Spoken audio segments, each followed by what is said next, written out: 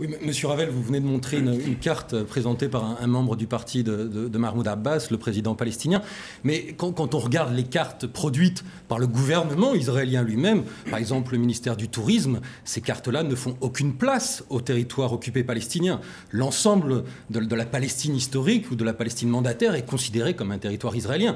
Donc s'il y a déni, le déni, il est des deux côtés. Pas du tout, parce qu'Israël est prêt aujourd'hui de retourner à la table de négociation. Oui, est-ce que vous contestez le fait que les cartes produites par le ministère du Tourisme israélien ne montrent pas les territoires occupés? Monsieur Barth, vous contestez ça? je conteste ça parce qu'Israël accepte l'idée de l'établissement d'un État palestinien. Et d'ailleurs, ce droit des Palestiniens a été reconnu par le Premier ministre israélien. On est prêt à retourner à la table. On a accepté la proposition de Quartet de retourner dès aujourd'hui à la table des négociations.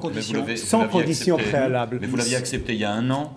Les négociations ont failli redémarrer il y a un an et puis elles ont à nouveau capoté. Qu'est-ce que ça veut dire ils ont failli démarrer? Israël, depuis 2 ans et demi, attend les Palestiniens à la table des négociations.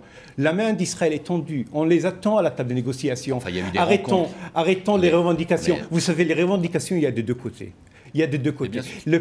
Ce que je veux dire est que le peuple israélien est un peuple optimiste.